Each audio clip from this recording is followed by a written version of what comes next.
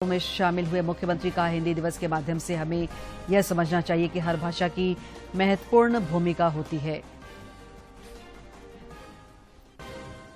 राज्य स्तरीय चित्रांकन प्रतियोगिता के प्रतिभागियों को राज्यपाल ने किया सम्मानित। कहा, आर्थिक रूप से कमजोर विद्यार्थियों को हम सबों को करनी चाहिए मदद।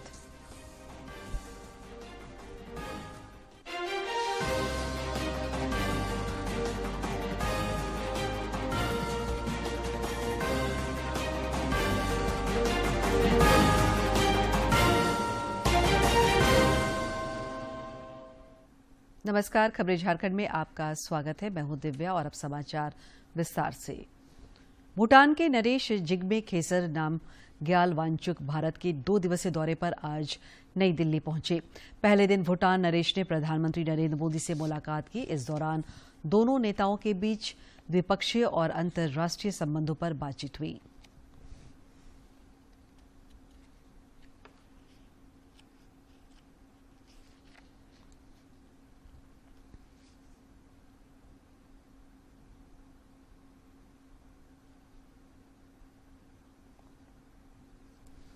प्रधानमंत्री नरेंद्र मोदी की अध्यक्षता में आज नई दिल्ली में हुई केंद्रीय कैबिनेट की बैठक में कई अहम प्रस्तावों पर मुहर लगी। केंद्रीय कैबिनेट के फैसले की जानकारी देते हुए जनजातीय मामलों के केंद्रीय मंत्री अर्जुन मुंडा ने कहा कि वर्षों से लंबित जनजातीय विषयों के मामले पर इस बैठक में चर्चा हुई, जिससे जनजातीय समुदाय को काफी लाभ होगा। उन्होंने कहा कि गोंड समेत 12 जातियों को अनुसूचित जाति से अनुसूचित जनजाति में शामिल किया गया है। लगभग 12 ऐसे जातियों को, जिसमें 11 पर्यायवाची शब्द के रूप में और 1 को, क्योंकि छत्तीसगढ़ में कुल अधिसूचित 42 जनजातियां इस समय है और उसमें से 11 में पर्यायवाची शब्द के रूप में जोड़े गए हैं। भारिया भूमिया के स्थान के साथ साथ अब उसमें भूइया, भूइया एवं भूया ये शब्द जोड़े गए हैं। वहीं क्रमांक संख्या 5 में ही भारिया के स्थान पर पर्यायवाची शब्द के रूप में भारिया शब्द को भी जोड़े गए हैं। केंद्रीय कैबिनेट के फैसलों की जानकारी केंद्रीय सूचना और प्रसारण मंत्री अनुराग सिंह ठाकुर ने भी दी। उन्होंने कहा कि कैबिनेट ने FIFA under 17 women football world cup की साइनिंग ऑफ गारंटीज की अनुमति दी है। उन्होंने कहा कि भारत में 11 से 30 अक्टूबर तक अंडर 17 वुमेन फुटबॉल कप का आयोजन होगा। कैबिनेट की बैठक हुई और उसमें under 17 women football world championship जो एफसी फीफा द्वारा करवाई जाएगी, उसकी साइनिंग ऑफ गारंटीज की अनुमति दी गई है। 11 अक्टूबर से 30 अक्टूबर तक अंडर 17 वुमेन वर्ल्ड कप होने जा रहा है। देश भर में पिछले 24 घंटे के दौरान कोविड के 5,108 नए मामले सामने आए हैं, जबकि इस अवधि में 5,675 संक्रमित स्वस्थ भी हुए हैं। केंद्रीय स्वास्थ्य मंत्रालय के अनुसार देश में कोविड के 45,749 मामले सक्रिय हैं। इधर झारखंड में भी कोरोना से जंग जारी है और पिछले 24 घंटे के दौरान अनेक कोरोना वीरों ने इस महामारी को शिकस्त दी है। रांची में इस अवधि में 3 मरीज की पुष्टि हुई, जबकि 4 मरीजों ने कोरोना को हराया। स्वास्थ्य विभाग के अनुसार रांची में कोविड के 25 मामले सक्रिय हैं। कोरोना के खिलाफ जारी जंग में देश में टीकाकरण अभियान तेज गति से जारी है। केंद्रीय स्वास्थ्य मंत्रालय के अनुसार देश में अब तक कुल 2 अरब 15 करोड़ 71 लाख से अधिक कोविड रोधी टीके लगाए जा चुके हैं। बोकारो जिले के सभी प्रखंडों के पंचायत सचिवालय, सामुदायिक स्वास्थ्य केंद्रों और प्रखंड मुख्यालयों में आज विशेष शिविर का आयोजन किया गया। यह शिविर मुख्यमंत्री स्वास्थ्य सहायता योजना को लेकर लगाया गया था। इस योजना में एसटी, एससी, अल्पसंख्यक एवं पिछड़ा वर्ग के लिए चिकित्सा अनुदान दिए जाने का प्रावधान है। गरीबी रेखा से नीचे के लोगों को 10,000 रुपये तक की सहायता प्रदान की जाती है। खतरनाक लंपी वायरस के कारण अब तक देश भर में 67,000 से ज्यादा मवेशियों की मौत हो चुकी है। इस विषम हालात से निपटने के लिए केंद्र सरकार ने कंट्रोल रूम बनाया है और स्थिति पर नजर रखे हुए है। देश के कई राज्यों में लंपी वायरस की वजह से 67,000 से अधिक पशुओं की मौत हो चुकी है। बीमारी से निपटने के लिए केंद्र सरकार ने राज्यों को एडवाइजरी जारी करने के अलावा कंट्रोल रूम बनाकर राज्यों के साथ सतत संवाद जारी रखा है। केंद्र सरकार द्वारा लंपी वायरस के प्रसार को देखते हुए 8 से अधिक राज्यों में मवेशियों में टीकाकरण के लिए बड़े पैमाने पर प्रयास किया जा रहा है। भारत सरकार के अनुसार पशुओं में फैले लंपी वायरस पर काबू पाने के लिए गोट पॉक्स टीके का उपयोग किया जा रहा है। लंपी वायरस से निपटने के लिए जल्द ही लंपी प्रो वैक इंड नाम का एक टीका भी आएगा, जो कृषि अनुसंधान निकाय ICAR के 2 संस्थानों द्वारा विकसित किया गया है। लंपी स्किन डिजीज को लेकर जिस तरह की शुरुआत हमारे देश में हो गई और ये तीसरा राउंड जो 2022 में वापस डिजीज आई है, इसके रोकथाम के लिए, इसके प्रिवेंशन के लिए, इसके कंट्रोल और कंटेनमेंट के लिए हमारी तरफ से एडवाइजरीज लगातार सरकार के राज्य सरकारों को दी जा रही हैं।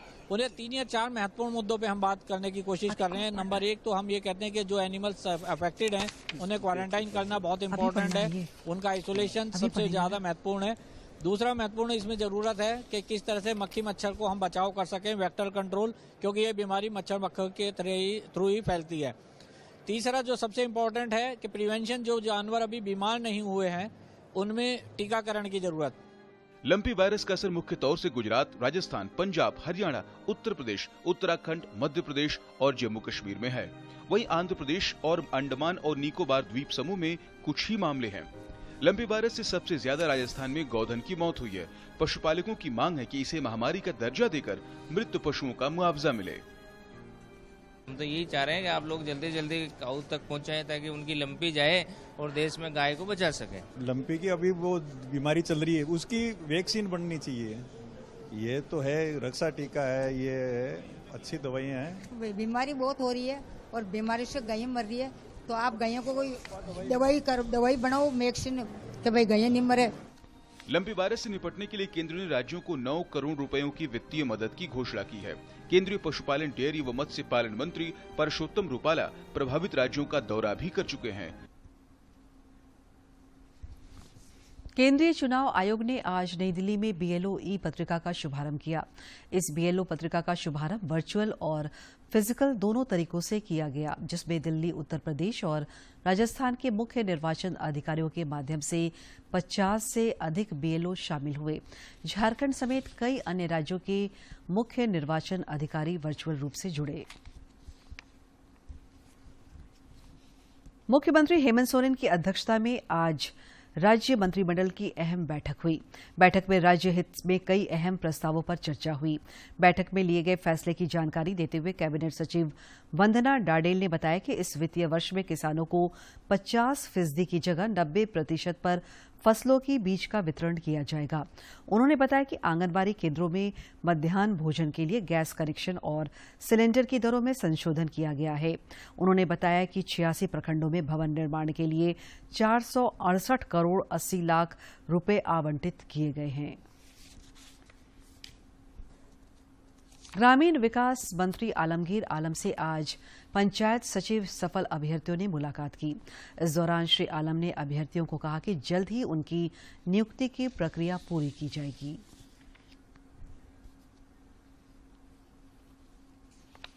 ग्रामीण विकास मंत्री आलमगीर आलम से आज पंचायत सचिव सफल अभ्यर्थियों ने मुलाकात कर अपनी बात रखी और कोर्ट के फैसले की जानकारी दी।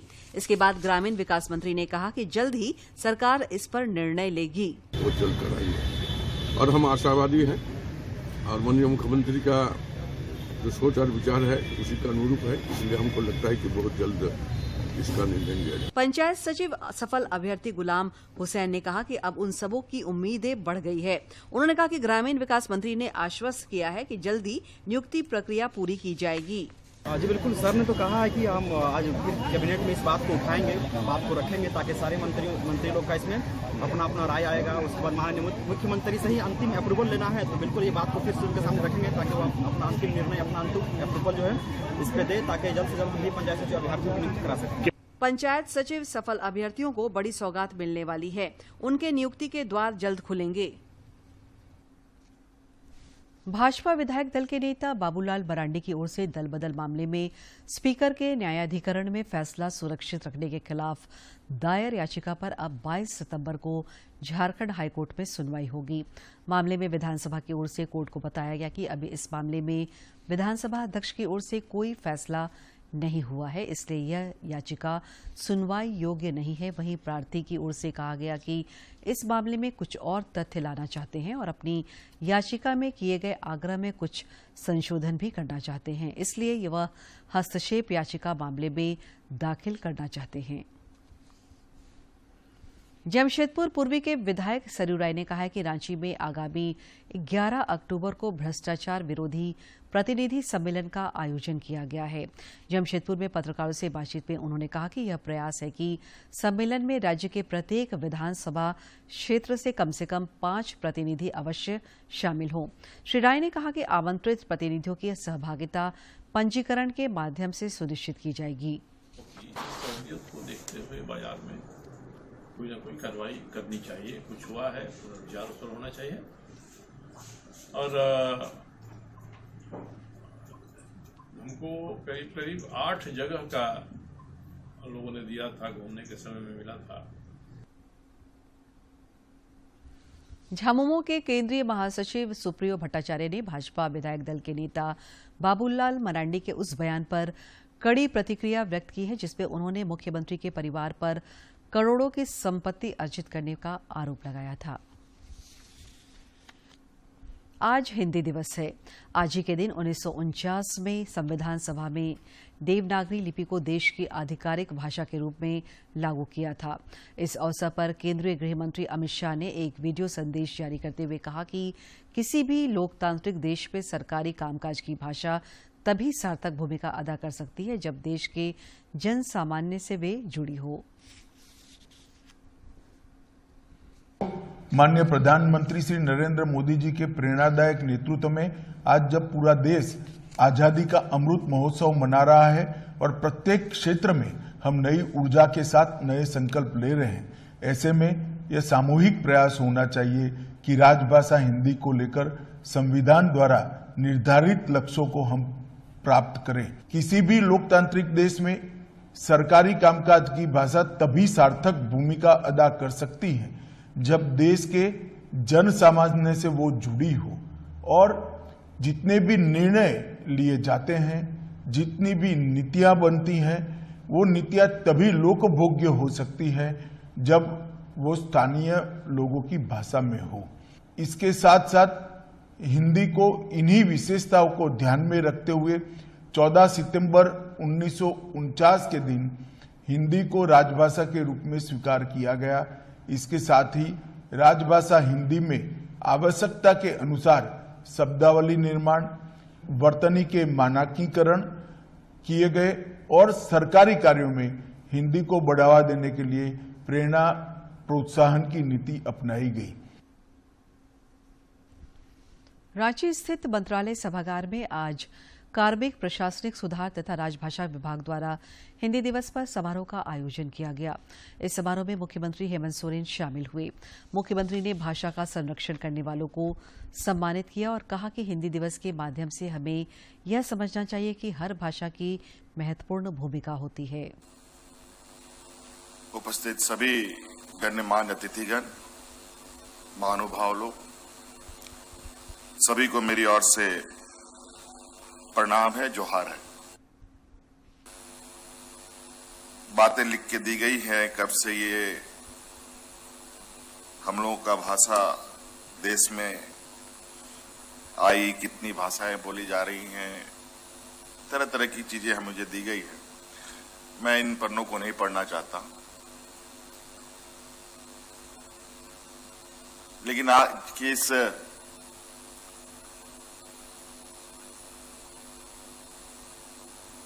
दिवस के माध्यम से ये बात जरूर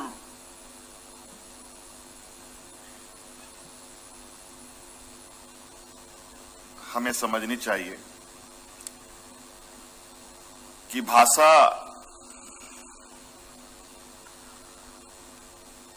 किसी भी मनुष्य, किसी भी मानव जाति के लिए बहुत ही अहम भूमिका अदा करता है। दूरदर्शन केंद्र रांची में भी हिंदी दिवस समारोह का आयोजन किया गया। समारोह में मुख्य अतिथि के तौर पर रांची विश्वविद्यालय की प्रोफेसर अर्चना कुमारी दुबे शामिल हुई। इस दौरान उन्होंने अपने वक्तव्य में हिंदी की महत्ता का जिक्र किया। समारोह में केंद्र प्रमुख आर.के. राव ने भी हिंदी दिवस पर प्रकाश डाला।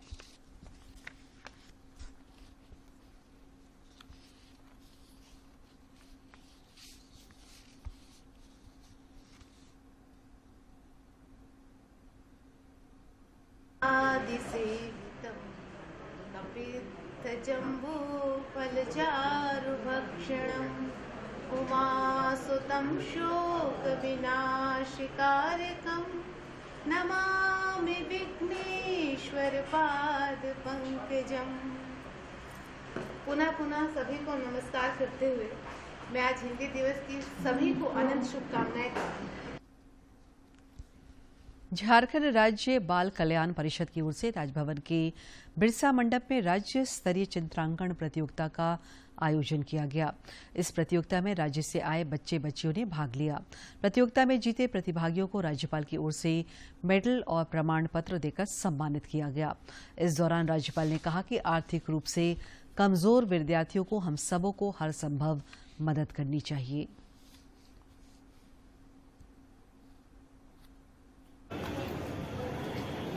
राष्ट्रीय योग दिवस जाएंगे नहीं, अभी यही रुकेंगे। इनकी दुनिया अलग है, इनको हमको सहायता करने की आवश्यकता है, कोई फिक्र करने की जरूरत नहीं। प्यार के भूखे हैं, हम इन दिव्यांगों को प्यार से आगे लाए तो इन लोग भी हर क्षेत्र में आगे आ सकते हैं।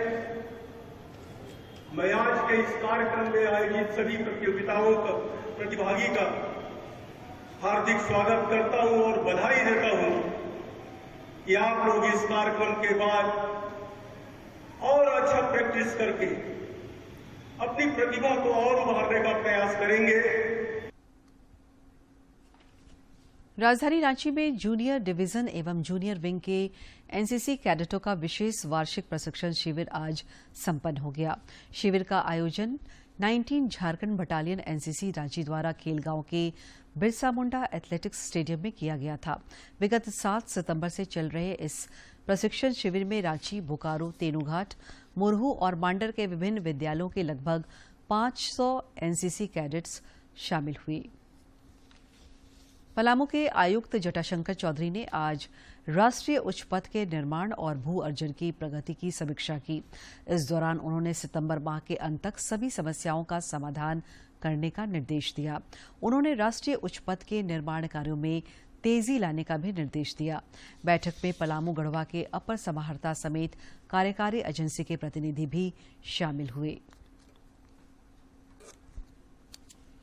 Centre for environment energy development seed की ओर से रांची में आज making just transition reality in Jharkhand विषय पर कार्यशाला आयोजित किया गया। इस दौरान क्लाइमेट चेंज से जुड़े विभिन्न पहलुओं पर विचार विमर्श किया गया।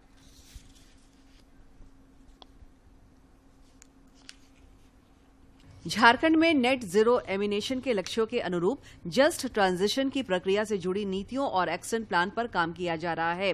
Department of forest, environment and climate change के एडिशनल चीफ सेक्रेटरी एल खयांगते ने कहा कि झारखंड में कोल माइनिंग की वजह से पर्यावरण को कई तरह की चुनौतियों का सामना करना पड़ता है। उन्होंने कहा कि राज्य के 11 जिलों में कोल माइनिंग से 3 लाख लोग प्रत्यक्ष रूप से जुड़े हुए हैं, जबकि 3 लाख से अधिक लोगों के जीवन पर माइनिंग ने अप्रत्यक्ष रूप से बुरा प्रभाव भी डाला है। एक सीओपी हुई थी जिसमें भारत ने भी अपना कमिटमेंट किया गया है कि हमने 2070 तक ये कार्बन डाइऑक्साइड एमिशन फ्री का टारगेट रखा गया है। इस दरमियान में जो खास करके झारखंड के कॉन्टेक्स्ट में तो कोल माइंस का सोच होता है। श्री ख्यांगते ने कहा कि बढ़ते शहरीकरण और औद्योगिकीकरण के कारण भी प्रदूषण के कई रूप देखने को मिलते हैं। उन्होंने कहा कि राज्य प्रदूषण नियंत्रण board, central pollution control board, national green tribunal और विभिन्न स्वयंसेवी संस्थाओं की ओर से प्रदूषण नियंत्रण पर लगातार काम किया जा रहा है। पोल्यूशन तो आता ही है, इंडस्ट्रीज होता है, विभिन्न तरह का pollution, not only air pollution, noise pollution भी होता है और वेस्ट पोल्यूशन भी होता है। हर एक प्रकार का जो पोल्यूशन से संबंधित है हमारा Jharkhand state pollution control board है, सेंट्रल पोल्यूशन कंट्रोल बोर्ड है। कार्यशाला में इस बात पर भी जोर दिया गया कि जीवाश्म ईंधन पर आधारित झारखंड की अर्थव्यवस्था के समक्ष कई तरह की चुनौतियां हैं। इनमें क्लाइमेट चेंज से जुड़े समाधान के साथ समावेशी विकास और आर्थिक वृद्धि को गति देने पर बल दिया गया। कार्यक्रम में Jharkhand state pollution control board, सार्वजनिक उपक्रमों के प्रमुख, कॉरपोरेट कंपनियों और शैक्षणिक संस्थानों के प्रतिनिधियों ने भाग लिया। रांची से करमवीर की रिपोर्ट। पश्चिमी सिंहभूम के सभी अंचलों में आज भूमि विवाद समाधान दिवस मनाया गया। जिले के उपायुक्त अनन्य मित्तल के निर्देशानुसार हर बुधवार को 11 से 1 बजे तक इसका आयोजन किया जाएगा। शिविर में भूमि विवाद से जुड़े आपसी मामले में जिला प्रशासन की मध्यस्थता से मामले का निपटारा किया जाएगा। पूर्वी सिंहभूम जिला पुलिस ने आज 2 बड़ी घटनाओं का उद्भेदन किया है। बैंक ऑफ इंडिया डिमना में 18 अगस्त को हुए डकैती और 14 फरवरी को स्वर्ण व्यवसायी के यहां लूट मामले का पुलिस ने पर्दाफाश किया है। वरीय आरक्षी अधीक्षक प्रभात कुमार ने पूरे मामले के खुलासे की जानकारी दी। के एक शाखा में डकैती की घटना को अंजाम दिया गया था। उससे पहले 14 फरवरी 2022 को बिष्टुपुर थाना अंतर्गत एक ज्वेलर्स से लगभग 32 लाख रुपए की लूट हुई थी।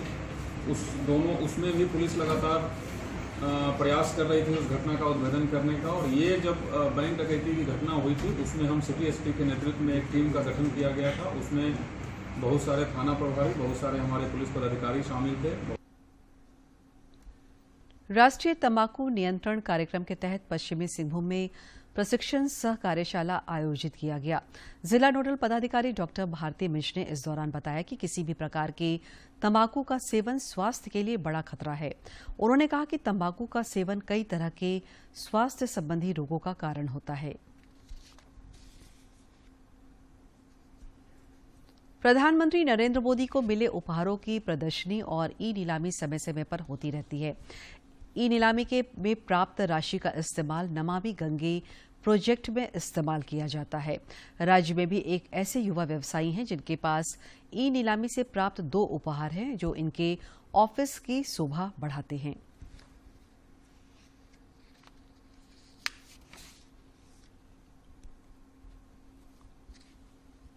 युवा व्यवसायियों की श्रेणी में रांची के मोहित जालान एक ऐसे शख्स हैं जिन्हें व्यवसाय के साथ सामाजिक कार्यों में विशेष रुचि है।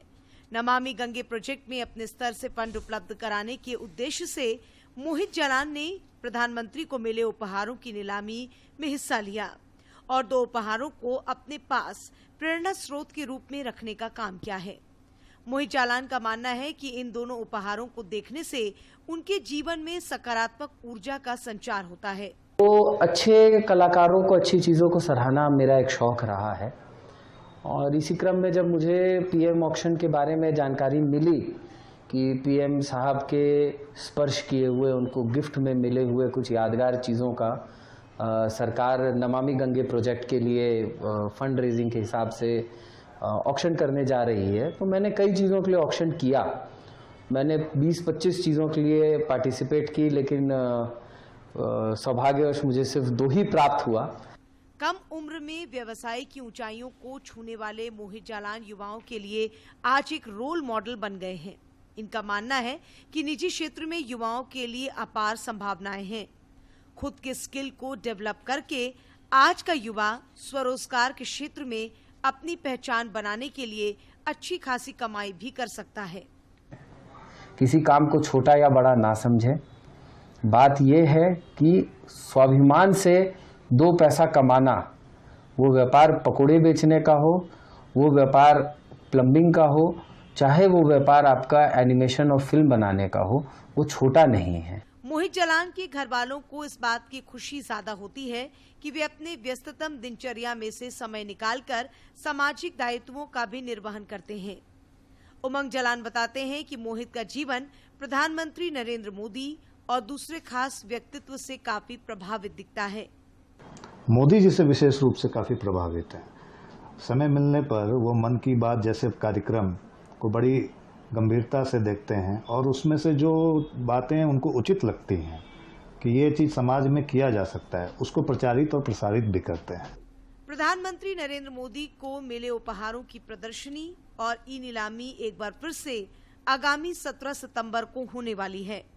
ऐसे में ये खास मौका है जब लोगों को एक बार फिर प्रधानमंत्री के उपहारों को लेने और नमामि गंगे प्रोजेक्ट का हिस्सा बनने का सौभाग्य मिलेगा। रांची से कर्मवीर की रिपोर्ट। प्रजापिता ब्रह्मा कुमारी ईश्वरीय विश्वविद्यालय की ओर से आज रांची जिले के पिठौरिया स्थित शिव ज्योति भवन में श्री राम कथा का शुभारंभ किया गया।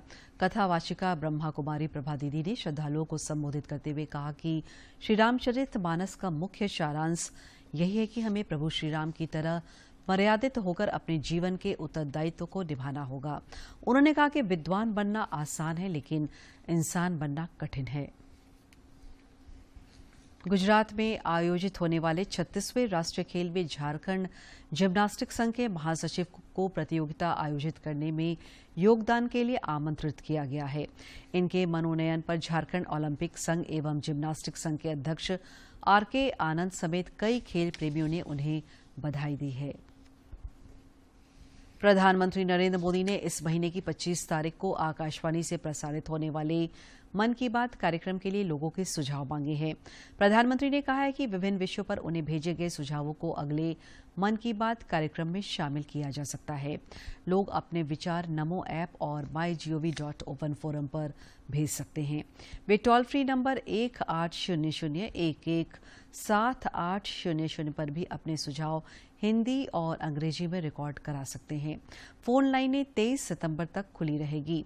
1922 पर मिस्ड कॉल देकर और एसएमएस के जरिए लिंक प्राप्त करके सीधे अपने सुझाव प्रधानमंत्री को भेजे जा सकते हैं। बंगाल की खाड़ी में बने निम्न दबाव और जमशेदपुर से गुजर रही एक टर्फ लाइन के कारण राज्य में बारिश का सिलसिला जारी है। पिछले 24 घंटे में रांची के खेलारी में सर्वाधिक 123.6 मिलीमीटर बारिश हुई। मौसम विज्ञान केंद्र रांची ने अपने पूर्वानुमान में बताया है कि हल्के से मध्यम दर्जे की बारिश का यह सिलसिला आगामी 20 सितंबर तक जारी रह सकती है। इसे लेकर येलो अलर्ट जारी किया गया है। लगातार बारिश से जनजीवन भी प्रभावित हुआ है। हालांकि किसानों के चेहरे पर जरूर खुशी देखी जा रही है। इससे वर्षापात के आंकड़ों में भी सुधार हुआ है और यह घटकर अब महज 20% ही रह गया है। और अब एक नजर डालते हैं प्रमुख शहरों के आज के तापमान पर। राजधानी रांची का अधिकतम तापमान 27 और न्यूनतम 23.2 डिग्री सेल्सियस रिकॉर्ड किया गया। जमशेदपुर का अधिकतम तापमान 31.8 और न्यूनतम 25 तथा डाल्टेंज का अधिकतम तापमान 31.4 और न्यूनतम तापमान 22.8 डिग्री सेल्सियस रिकॉर्ड किया गया।